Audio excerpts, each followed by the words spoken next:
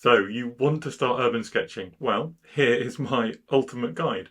We're going to go through everything from what is urban sketching, or at least what do I think urban sketching is, to the materials you might need, how to get your perspective right, and loads of little tips and tricks on the details, ways to capture people and buildings and chimneys, and basically having a bit of fun, seeing how we can work on all these little things but keeping it light, loose and fun.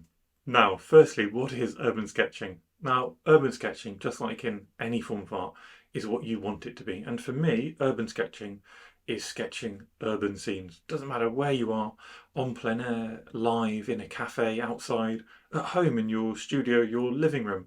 For me, that's all urban sketching. There's an amazing group called the Urban Sketchers, formed in the last 20 years or so. They define urban sketching as having to be live, sketching from life. Now, I love that the urban sketching groups exist. I think it's amazing that there is such a passionate community. The only bit I don't like is that defining it as having to be outside is a bit exclusionary. It's not always possible, and for some people, it's never possible. We are trying to over-label, in my opinion. The term urban sketching has existed a lot longer than 20 years, and I don't think it's fair to exclude people who can't get outside. Art is art. There are no rules, so if you are saying you're sketching urban scenes and you're calling it urban sketching at home, I think that's fine. Don't follow other people's rules just because they set them. Now, the amazing thing about art is you can disagree with me and we can both be happy. So if you want your urban sketching to be entirely outside, as per the Urban Sketchers Charter, that is absolutely great. And what an amazing goal. Everything I'm talking about in this video, for me, I use the same techniques inside and outside, so you can still use this video as a little resource. Now, materials though. There's a saying in the world of photography, the best camera is the one you have with you. I think the same applies to sketching supplies. The best supplies are the ones you have with you, and you can sketch with anything. I love carrying around my tiny little sketchbook, and there I might sit in the garden and sketch my dog. I might be out in the park sketching some flowers. Equally, I might produce funny little landscapes or urban sketches within that. And I might use my watercolours and ink, I might use pencils, I might use sort of fine liners which are designed for office work rather than designed for artists. All of these things are absolutely fine and brilliant ways to increase your time spent sketching, which is the best way to increase your sketching abilities. And if you spend that time urban sketching, sketching urban scenes, that is the best way you're going to improve your urban sketching abilities. That said, there are a number of things I would recommend if you want supplies which are easy to use, easy to grab. So firstly, I love using watercolours and ink. Ink can be a fine liner or a fountain pen or anything else really. It's important to have waterproof ink if you're using watercolours. It makes it much easier. Not necessary, but much easier. And watercolours are amazing. We'll get into them more later, but they are just a really quick way of creating vibrant and fun colours. And it is the main thing that is used by urban sketchers. You can use alcohol pens, you can use watercolour pens, watercolour pencils. These are all great. Often it means carrying around a lot more, and we don't always want to be carrying around loads of stuff or taking it all downstairs to start sketching in the living room. Sometimes watercolour and ink is that beautiful, minimalist, carryable aesthetic. And with that, let's dive into some techniques. Now, the unsung hero of art, of sketching, is mark making. Mark making is how you can find something exciting out of seemingly nothing. It's how you prevent your sketch being busy and horrible and messy, and how you add character. Take this first line, it's bold and hard, and that's because I'm using a writer's grip. But if I let my grip on my pen gradually loosen, we can go from a really bold hard line to an interesting sketchy mark. And that interesting sketchy mark we can explore with shapes as well. And shapes are the fundamental essence of sketching in many ways. So look here, as I draw squares, moving my grip further and further down from the pen, we end up with a looser and looser shape. And this last loose shape, this square, can immediately gain a lot of character. It can build up into something really interesting.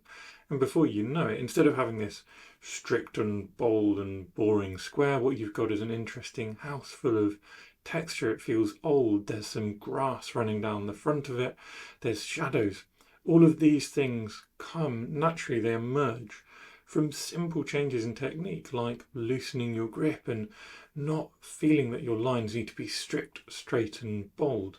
And this is, without a doubt, the most important thing that I'll tell you today. It is really absolutely vital. And there's loads of ways that you can create simple doodles and simple pages to explore this. On the left you can see I've just sketched out some shapes, some of them stiffer and then some of them looser. We can sketch out an apple, we can sketch out a little church tower and just see the difference between different grips. And when we start to loosen up our line, does it become more interesting or not?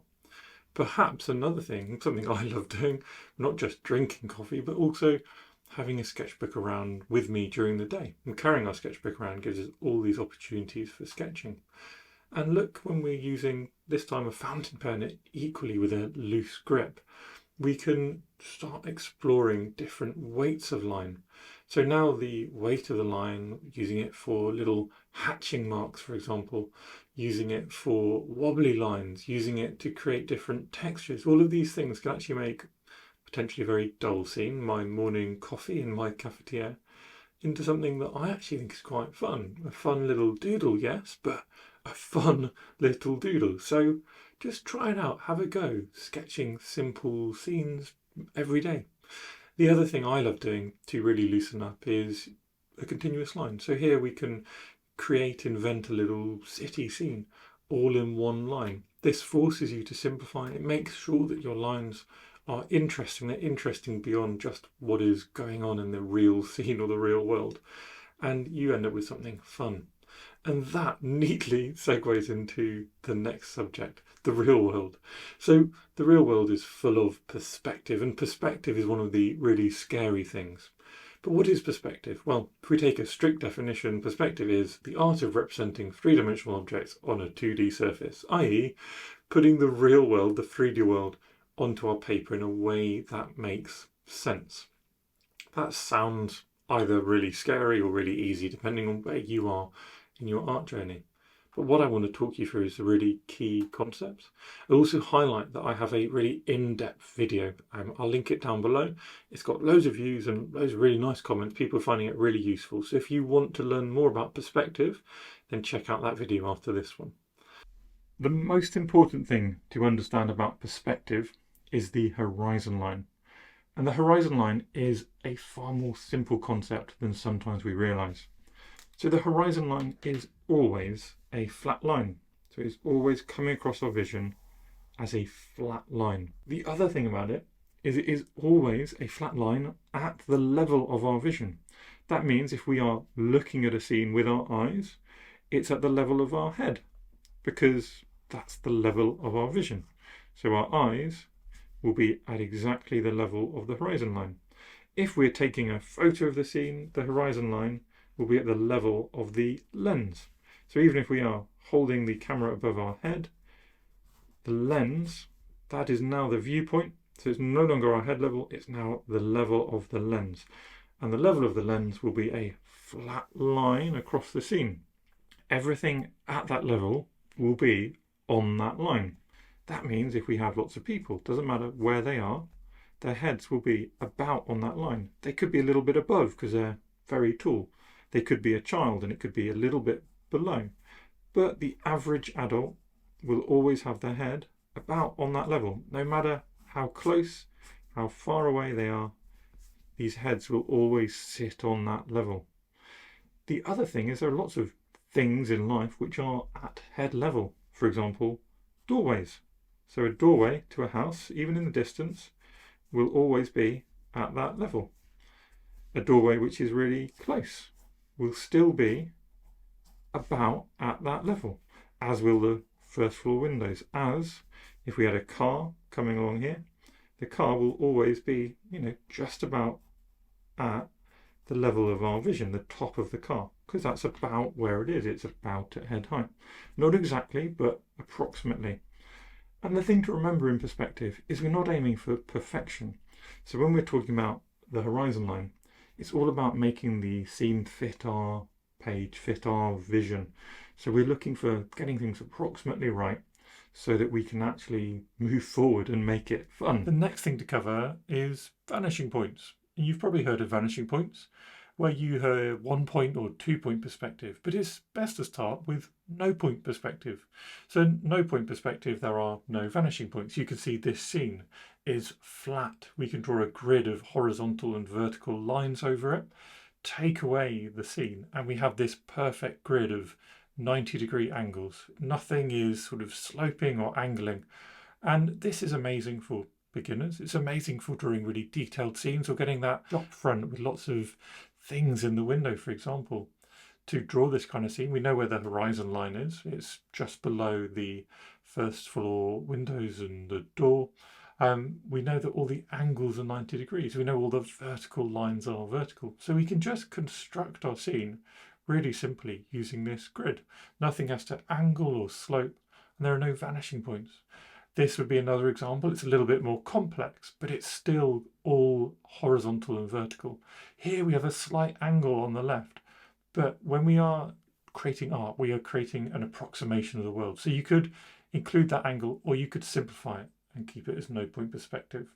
1 point perspective is where we have a vanishing point, and here you can see things vanishing, getting smaller down the street, and on the left of this scene things are getting smaller and smaller. What we can do is we can draw our same grid. The red lines are going strictly vertical, but the black lines are now converging. They're converging off the edge of the paper onto a point, and that point will always be on the horizon line, and that point is our vanishing point. So if we wanted to construct this scene, we draw a horizon line with a vanishing point on it, and then we draw these spiderwebbing lines emerging from it. And we can then construct all our windows, our doors, everything along these structural lines. The person's head, notice, is on the horizon line as well. That's a really key point to remember.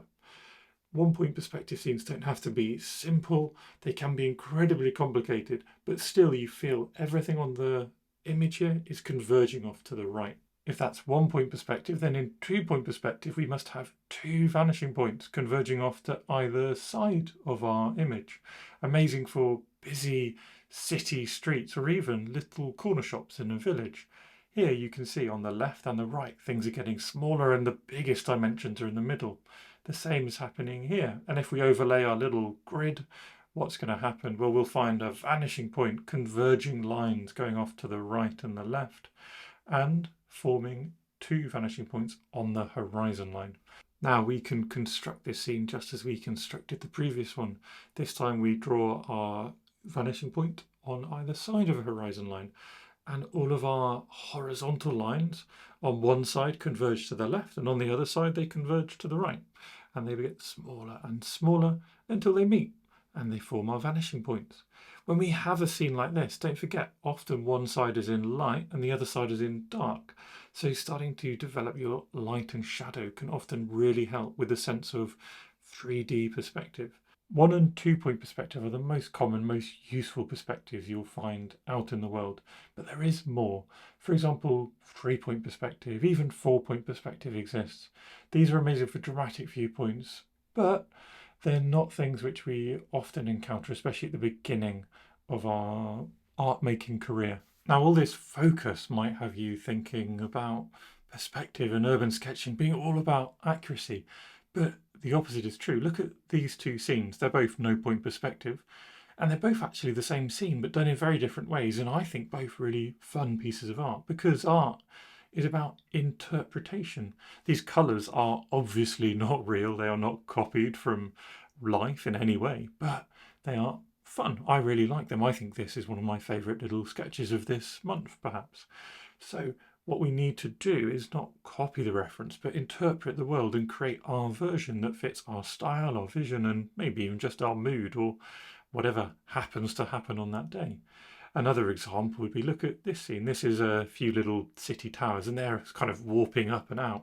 Now, if this is reality, these towers are about to fall over, and that's very unfortunate. But in the sense of this scene, actually they had a bit of quirky life, a bit of fun. Compare that to rigid correctness. These are the same towers, strictly straight. But isn't it more boring? isn't this less interesting than the one on the left, the one which doesn't quite make sense, but for it is a heap more fun. The same kind of principles apply to the colour. If I take colours, these are just quick splashy watercolours, but if I take my colours and I do a simple blue sky, something sort of slightly warm and yellow, like a bricky colour for the towers, colours which could be real, are they as exciting as if I go and splash on some really vibrant colours, let them move and flow around, and just have a lot more playfulness and joy in how I use my colours? I personally much prefer the version on the left. That doesn't mean you have to, but what I would encourage you to do is explore what you do prefer. And rather than strictly going out, copying the world and trying to recreate the world as it is, recreate the world in your vision. Whatever you like the most, do that. That's fine. In fact, that's not fine. That's what will keep you sketching and creating more than anything else. So don't copy the reference. That also means if you're out and about in real life, don't copy the world. Remove those confusing, boring, or irrelevant features. You can be playful. You can change the perspective, the proportions. You can remove the person on the edge of this reference, which doesn't add anything. Or, for example, I'm really intrigued by this boat, but I don't want to sketch all the other stuff around it. So what happens if I just don't? What happens if I take this scene and I imagine that boat was on its own? Well, for me, I've now created the sketch I wanted. I didn't have to sketch the exact world. I created the sketch that I wanted and that filled me with joy. Time now to look at some real specific details, things people really commonly want help with. So the first thing we're going to look at is windows. Windows can be really scary and complicated. They're certainly sort of a very complicated structure in many ways. But the first thing to think about is, what is the focus of your sketch? Because if the focus of your sketch isn't a really pretty window, perhaps just using simple shapes like this is good enough. The next level is to build up the complexity of it and start playing with things like doors as well. We can keep the idea of simple shapes, but we can mesh more of those shapes together, and we'll start to get windows with a little bit of character, perhaps a window with a balcony, or even this is a sort of opening door out onto a balcony with some shutters on the outside. The key is just to explore and experiment. You might be able to do this from your imagination, or what you might want to do is just find a load of references and work out how you can create your own simplified version of a whole range and character of different windows and different textures within those windows. Just remember that things will go wrong, and that's fine. That's why we're actually doing things. Take, for example, this was supposed to be a little playful set of windows in a ship, and they just look a bit silly, don't they? But it's fine. I didn't cut them out because it's important that you see that anyone, all of us, can make mistakes, have a bit of fun, and it's all right. It doesn't matter. Don't forget, the same principles for windows and doors basically apply. So play around with windows, doors, fill up a page, and you can use this in the future as a bit of a reference sheet.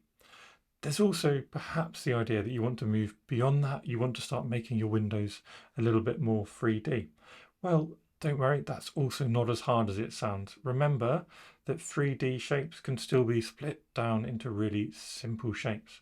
My suggestion is you do a process a bit like this. You draw the outer frame, you draw the panes of glass, you draw the inner frame, and then you add little bits of shadow so that you've got the underside or the insides of the frames marked out from the rest. You could even add a bit of shadow under the window ledge as well. And then you go back and you restate the important lines.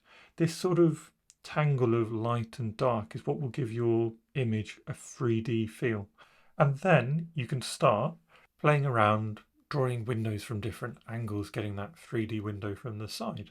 Here, the same process, the outer frame, the inner frame, the window panes, adding a bit of shadow, and then restating the important lines. Those same processes all apply, but we're just drawing the window, instead of a no point perspective, drawing it in 1 point perspective. So explore, experiment, see what kind of style and processes work for you, see what kind of windows you actually need in your sketch before you get too stuck into creating perfect, wonderful windows. And you might find that actually the most effective for you for your style and for the scene that you want to draw is the first ones we did, those incredibly simple shapes which let the rest of the scene do far more of the work. Next, let's think about the other part of our walls, well, the walls themselves. But the walls aren't just bold rectangles and bold squares. This is what I would call a badly drawn wall. It's very, well, relatively neat, but the lines are all bold. There's no character. Just remember when we talked back about adding character to our lines, think about line weight and quality. What happens if we hold our pen looser and we create those looser lines? Suddenly, instead of being a bold wall which just looks like a bad cartoon, we can start adding little suggestions of texture. And those suggestions of texture are often far more effective. I'd ask you just to look at that first wall we've drawn and compare it to the second. In one sense, it's exactly the same. It's a textured square, but in the other, we get very different feels about perhaps what these two walls are made of. One at the top might be little red bricks, a bit broken down, and the bottom is like an old church, medieval bricks even. We can expand this idea to really silly concepts if we want. Here, for example, is an igloo, and I'm drawing an igloo by capturing the slight undulating smoothness of it. Those ice bricks, which I've never seen in real life, but I've seen on cartoons and things like Pingu. I'm just imagining how to build up this scene. And we can even add a little person in there, the little man who's presumably built this igloo. When we add lots of texture lines, sometimes it's really helpful to come back and restate important lines to bring out the overall structure again. And that's something I did at the end with that igloo. Last, we could do exactly the same shape again, back at the beginning, this time adding different textural marks, and hopefully you get the idea of a slightly old shack made of wood, little tree at the side, and then the textures extend beyond just the building themselves. They can add a bit of shadow, they can add the sense of some grass at the front, perhaps, of this building. So textures, my take-home message is less is more. Doing less in your textures will often be more effective than more sort of cloudy, overdone textures. And with that, let's move upwards. Let's go to our chimneys. Now, chimneys can be really simple again. They can be these really simple shapes, but also they can be a bit more scary and complicated. But just remember, even when we're making them a bit more scary and complicated, the same principles apply. Here we have a 3D shape. It's a cube with a little cylinder on top. Doing that light and shadow and remembering our little rules of 1-point perspective can help just get that idea of a chimney stack in. And it really can be as easy as that, even if you're doing a more complex, detailed sketch. But we can then advance on that. So we take our ideas of textures and we can start loosening up our lines. Here we have a chimney stack, which has kind of got multiple different parts and multiple different materials. It's a cylinder on top of two different cubes. There's a little bit of shadow that we need to think about. So we do a tiny bit of hatching to create that essence of shadow. There's some darker shadows, so we do darker hatching to create that idea as well. And instead of overdoing the texture, we take that less is more approach and we just do a few little brick marks and we start to understand that this is a really tall, wobbly, older chimney stack. Equally, the opposite side of the spectrum can be just as fun and just as effective. Here's a series of houses. I was in Bath recently and drew lots of long terraced houses like this. And you know, when I'm doing my windows, when I'm doing my textures, when I'm doing my chimneys, I did not spend a long time on them because they're a really tiny detail. So keeping them as a really tiny sketched detail, just a little suggestion, is often more than enough. And doing more than that would be overselling it in our image and making it just a little bit confusing for the viewer. Next, we can keep just playing like we did with the windows, just explore, experiment with different ideas, doing chimneys in different viewpoints, different perspectives, different textures, working out what works for you. What's your style in all of this sort of creative possibility?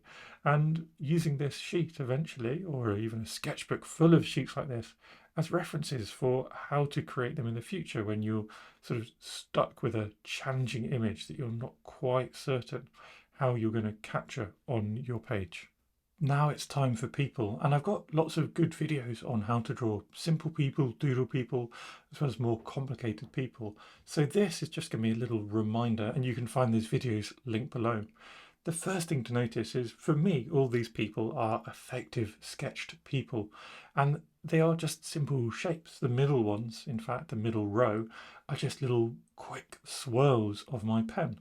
But by capturing the essence of a person, that is a circle for the head, a circle or a triangle for the body, and a little stick for the legs, you know what? You actually capture enough of a person that it will fit your sketch. Just like with our windows and our chimneys. Think about what actually is it that your scene needs. And often the problem people have with adding people into their scenes is that they overdraw them.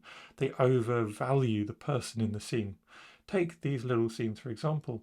Actually, just having little scratchy people going along this 1 point perspective scene is more than enough. If they were any bigger or bolder, they'd look odd. Instead, if we take this no point perspective scene from a little bus stop, perhaps, having slightly more detailed people, slightly bolder people, is probably more important because the scene here is more about those people. Now, again, I hear what you're saying. Surely these people are too simple to stand up in a real piece of art. Well, yeah, okay, I have a very peculiar style, I know that. But these are my people in this little painting I did. And I think this painting's pretty good. You know, you don't have to like it, but for me, I really enjoyed it. And it's one of my favourite things I've done recently. And look at the people. They work for me as people, but they are just white space on the page. If you look at the shapes I've used, they are increasingly weird and erratic, but they get an essence of the person, an essence of the person perhaps in the front, holding an umbrella above their head, and moving through space with the uniformity or lack of uniformity of the shapes that are being used. So my message again is, do not overcomplicate things. Be a little bit more free and loose in how you're imagining your people might need to be in the scene. Next up are trees and bushes and all things green, which are, of course, often really important parts of a scene. Even urban scenes are filled with trees and greenery, so understanding how to sketch them is important. Now notice on the left here, we've got our ideas of simple shapes. We've got those ideas we talked about earlier with loose lines. What's more effective, that little broken up sketch, or this on the right, the more bold and simple sketch? For me, our broken lines, our texture, our character that we produce on the left is far more interesting and far more effective than these overworked, over boldened, and perhaps over simplified sketch on the right. So everything comes back full circle to what I said at the beginning was the most important lesson about how you are creating lines full of interest, full of character, full of life, and even just how you're holding your pen. Things also come back to ideas we talked about before, like texture. So here we can add texture in a couple of different ways. We can add hatching lines. These are lines which look like ink marks. They're not supposed to look any different to that. Or we can add with sort of naturalistic hatching textures which are reminiscent of a tree. And again, I'll invite you to make your own decision about which you prefer to use, but I would suggest that both actually work rather well. Whether we create a tree with our loose broken lines and then use these little hatch marks, these ink marks to create texture which creates that 3D shadowy feel, or we fill that tree with little leaf-like shapes to create that texture. The only thing which doesn't really work is if we overdo those lines, we make them too bold, or we try and overdo the specificity, we try and draw specific leaves. Here's another tree, and you can see I've started by mapping out little shapes, little sort of bunches of leaves.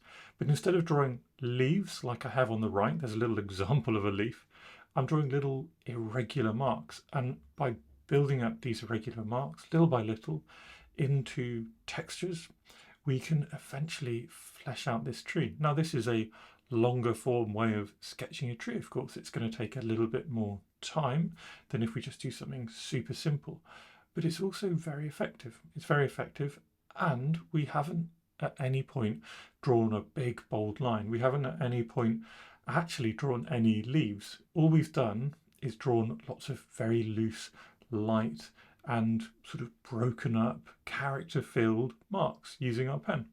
And that's all you need to do. And actually, by the end, maybe you agree, maybe you disagree, I think this tree is pretty effective. We can even incorporate a little bit of linear hatching in there as well. Again, equally effective technique to create a bit more depth to our tree. Now, we can expand beyond trees to all things nature if we want. We're not going to find many pyramids, or maybe we will find some pyramids or mountains in urban scenes, but not often, I guess. But we can see that these same loose lines combined with very simple trees this time, little swirly trees and a little bit of texture, is actually quite an effective little sketch. So the trees that we're drawing don't have to take us hours. If they're not the focus of the scene, don't make them the focus. And you could try different ways, just doing little lines, little hatching marks to build up the shapes of a tree, broken lines and tiny bits of hatching. Lots of different trees will have different shapes, they'll have different textures.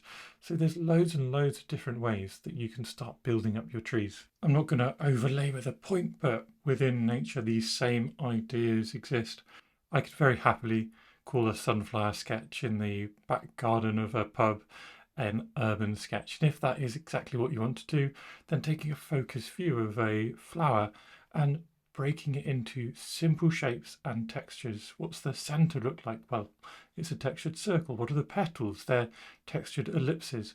Breaking it down in this manner, treating it like we did with the tree, not as trying to draw individual aspects, but instead drawing individual shapes and applying texture is the way to go. And you will find yourself suddenly able to draw all sorts of plants, greenery, either as the main feature of your scene or just adding it into the background and filling your urban scenes, your urban scapes with life and nature. And we're on to our final section. It's time to talk about colour. Now, I've mentioned that watercolour is my favourite technique, and my entire channel is filled with watercolour videos and line and wash sketching tutorials, so you probably know already that it's what I love to do. If you want a real deep dive into watercolour techniques, then on my website sketchloose.co.uk I have an entire course dedicated to using watercolours for these kind of loose watercolour processes, creating awesome urban sketches, landscapes and more. But today what I want to do is touch on some really key ideas, key principles, and also give you ideas about the other alternatives that you might consider if you don't want to try watercolours, or if you have other ideas that just feel a bit more interesting to you. So the biggest trap that I see people falling into when they start their urban sketching journey is feeling the need to colour absolutely everything, or to keep their colours super realistic. Look at these two sketches. I think they're really fun and really effective, and there's very little colour. In these others, I've left the sky completely white because there's punchy colours going on beneath it. Using Pitt artist pens, a type of artist marker, we can explore very abstract colours, perhaps having a yellow sky, a blue sky with a white landscape, different colours of robin. Do not feel trapped by the scene in front of you. Instead, use what you have to create the scene you want to create. Watercolours are amazingly versatile, so we can do those minimalist type sort of sketching, or we can do this more watercolour based maximalist types of sketching. The key to recognise here is that things are still very suggestive. I haven't drawn individual leaves, but hopefully you get the feel behind this trellis of lots of leaves growing in and around, and then underneath the bird bath there's some red flowers growing just here. These are suggestions, we don't need to spell it out. And those same watercolours, the exact same palette, can then be used in a loose fashion to create interesting figures, to create little washes of colour. Often less is more. These trees are great fun. I really enjoy them, and I really like this scene with a cutout of colour. And it all just uses the idea that less is more. Simple colours are more effective, usually, than overdoing it. There are also loads of ways to do the same scene. Try all of these. Or if that's not enough, what about this one? It's all exactly the same lighthouse. You can work through the same scene multiple times and just see what works best for you. And that will give you more confidence. If you want to just start really simple, try soluble ink. Here I've got 2 different inks, and just applying a little bit of water to those inks, which have come from a normal fountain pen, gets you this amazing vivid scene. You can see the scene develop there on the left, and another scene, a really simple one-line sketch, which we can then bring to life with a little bit of tone, again by activating this normal fountain pen ink. You need to be thinking as you're doing your colour, what are you trying to add? Are you trying to add totally realistic colours? Or like here, are we just trying to get the shape and the shadow? We're trying to make it interesting piece of art rather than total realism, because that will suddenly free you up to do way more with your colours.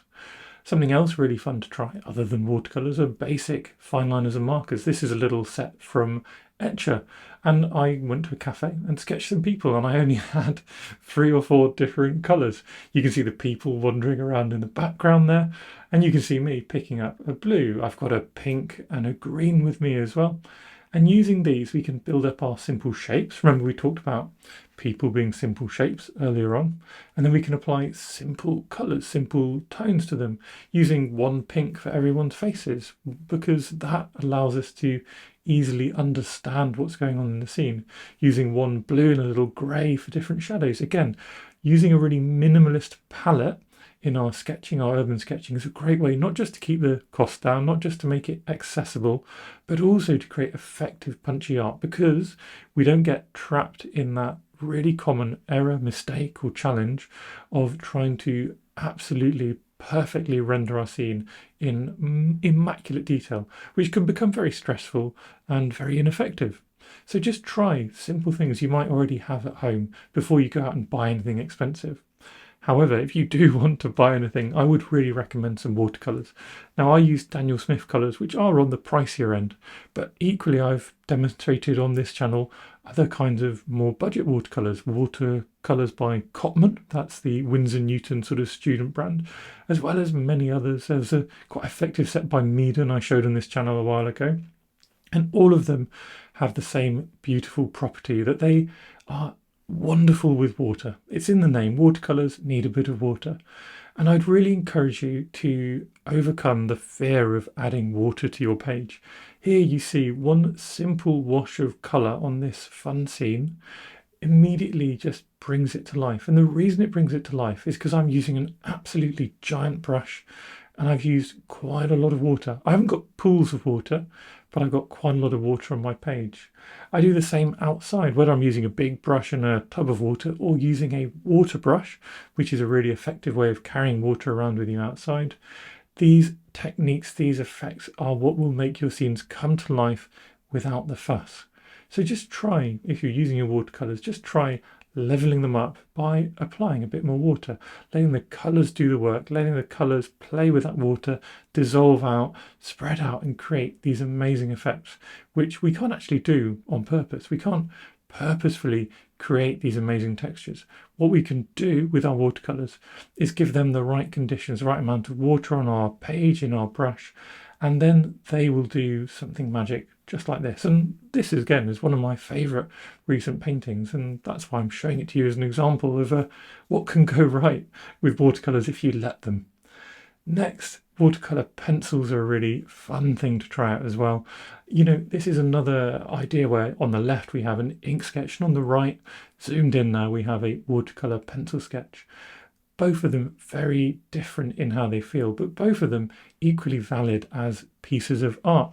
Using different coloured pencils and then this water brush, I'm able to sketch outside in a really lightweight way.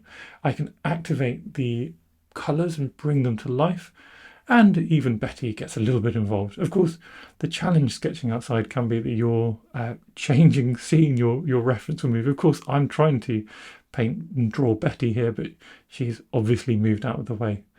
The key here is just to understand that there are loads of different options that you can use to apply colour, but they all have the same ideas.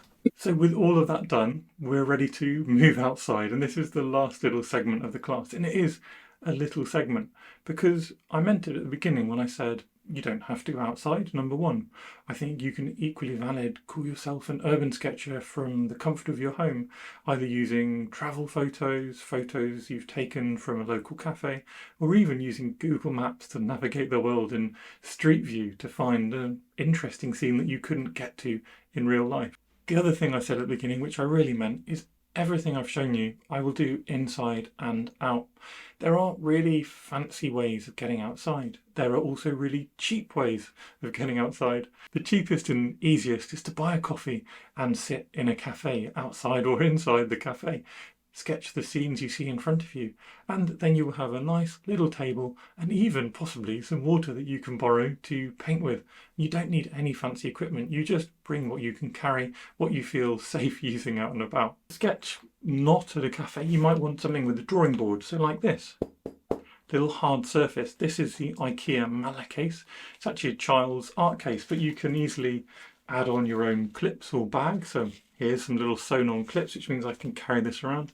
And inside there's loads of storage space for art materials and things. And this recently was as cheap as £9, which is pretty not bad really. That's 3 coffees if you're trying to save money from sitting in a cafe. On the other end of the spectrum, there are tripods and etcher bags, which you could spend £100, £200, £300 on to create your perfect setup. This is great. It's more likely to get people to come over and say hello and ask you what you're doing. And they can be really useful. But the improvement on a really simple setup is very marginal. And frankly, it's a lot easier to be sketching sat in that cafe in our cheapest option than it is to use any of these other more fancy, expensive setups. People will often ask me, well, what if someone comes over and says something? Well, I know it's scary, but honestly, it doesn't happen that often, and every time it's happened to me, even when I was first beginning my sketching journey, it was always a positive experience. Just remember, you're doing your art for you, so it's only up to you to judge if you're enjoying yourself. It's not even important if you think your art's brilliant or not. We all go through days, maybe even weeks, where we don't feel we're producing good art, and that is to be expected. What's important is that we can get through these periods of negativity while still enjoying ourselves enough to keep going. So if someone else doesn't like your art, that's fine. They don't like your art. They lost out on a little bit of joy which you got to experience instead. And there you are, one of my longest videos yet. I hope you found this useful. If you have, please do like and comment. This one took forever to put together. If you enjoy these ideas, you want to learn more about my style, please check out sketchloose.co.uk as well. That's where I host my independent courses. And I'd love to see you over there, including on my free course, which will give you a few more specific ideas about tips, techniques and tricks to try for this ink and watercolour style that I use. And if you did enjoy this video, the other thing you might want to do is watch one of these videos next. Thank you everyone for watching my little sketching videos. If you enjoy my content, please do subscribe to my channel because it makes me really happy. Thanks again.